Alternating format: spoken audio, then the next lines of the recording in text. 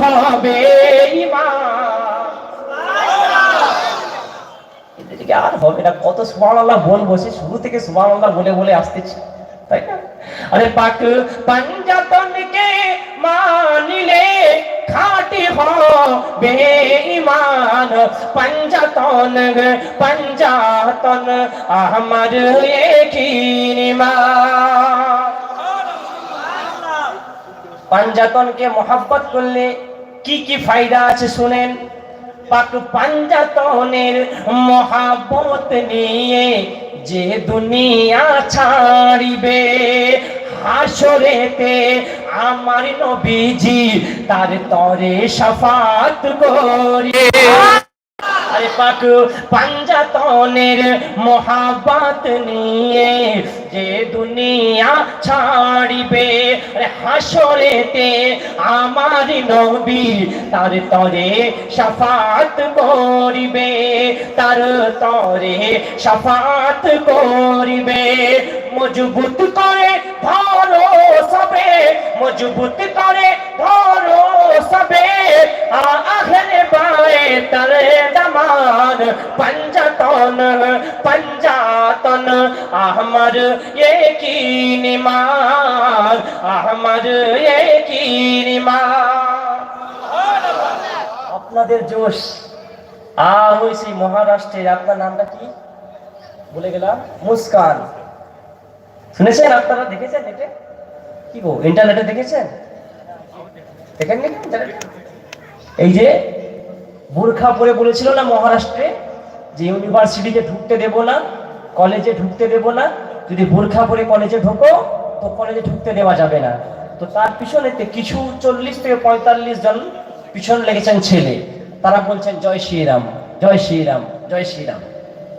আর এই পাশে ওই একটাই একজন মেয়ে ছিল, এমন ইসলামের প্রতি দরদ ছিল, মা ফাতেমার কানিজ তোকেই বলে হয়।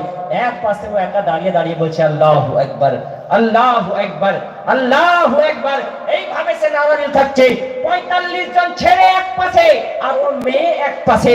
সে দিচ্ছেরা বলছে জয় শ্রীরাম, ও বলছে আল্লাহু আকবার। তাকে মিডিয়াতে জিজ্ঞাসা করা হলো, এ বোন তোমার কি ভয় লাগে না? এই যে 45 জন ছেলে তোমার পিছনে ধাওয়া করছিল, তোমাকে কি ভয় লাগে না? বলছে না না না, ভয় লাগে না। কেন? আমি যার তাকবীর দিচ্ছিলাম আমার হেফাজত সেই আল্লাহ নিজে করতে। যদি বলুন, আমি যার তাকবীর দিচ্ছিলাম আল্লাহ আমারই হেফাজত করত। আজকে দেখুন সে পর্দা ছাড়লেন না। কেন? পর্দা হলো আমাদের জন্য ফরজ, আল্লাহ নবী বলেছেন। পর্দা ছাড়লেন না, বললেন কলেজ ছেড়ে দিতে রাজি আছি কিন্তু পর্দা ছাড়বো না। কিন্তু দেখুন সেই কলেজে আবার নিয়ম হলো কি প্রত্যেক মুসলমানের মেয়েরা পর্দা করে বুরখা পরে আপনার ইউনিভার্সিটিতে আসতে পারবে। তো একটুকু এই মুস্কান বলে আমার এক বোন, সে যদি নারে তাকবীর আল্লাহু আকবারের স্লোগান দিয়ে ফেসবুকে, হোয়াটসঅ্যাপে, টুইটারে, ইনস্টাগ্রামে চারিদিকে সে যদি ভাইরাল হতে পারে, চারদিকের মানুষ যদি তাকে পুরস্কার দিতে পারে, তো আল্লাহ যারা নেক বান্দা হবে, আল্লাহ যারা প্রকৃত বান্দা হবে, আল্লাহর নবীকে সচ্চা তারা দিল থেকে মহব্বত করবে, তাকে আল্লাহ তাবারক ওয়া তাআলা দুনিয়াতেও ভাইরাল করে দেবে, আখিরাতেও ভাইরাল করে দেবে। যার সম্মান হাসরের ময়দানে আল্লাহ পাক তাআলার হাবিবের হাত দিয়ে আমাদেরকে দেবেন। কথা ঠিক কি ঠিক নয়? আমাদের সবই সব ভালো, কিন্তু আমরা যখন দিন থেকে দূরে চলে আসতেছি, কোরআন থেকে দূরে চলে আসতেছি, ইসলাম থেকে দূরে চলে আসতেছি, তখনই আমাদের বাতিলেরা চেষ্টা করে কি এদেরকে কিভাবে পথভ্রষ্ট করা যায়। আমাদের পিছনে হামেশা শত্রু লেগে রয়েছে, আমাদের পিছনে হামেশা বাতিলেরা লেগে রয়েছে। আমাদেরকে সাবধান হতে হবে ভাই। আজকে দেখুন মুসলমানরা কেন এত মার খাচ্ছে? কেন মার খাবে? কারণ মার এই জন্য খাচ্ছে, সে কারণ সে দ্বীনকে ভুলে গিয়েছে, সে আল্লাহকে ভুলে গেছে, সে আল্লাহ নবীর সুন্নাতকে ভুলে গেছে। এই জন্য আজকে এত মার খাচ্ছে।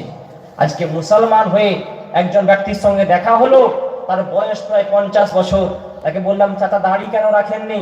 বলছে বাবু এই তো এখন বয়স কত হয়েছে, এখন যদি দাড়ি রাখি লোক বলবে এখন থেকে দাড়ি রাখছে বুড়া বুড়া লাগে, এই জন্য দাড়িটা রাখছি না। যখন বাঁকা থাকবো, যখন বুড়া হয়ে যাব তখন শেষের দিকে রেখে দেবো। মানে ও জানে যে আমি দুনিয়া তারপর দিন বাঁচবো, ও জেনে গিয়েছে। কখন কার মওত হয় ভাই কেউ বলতে পারবেন? এখন আমি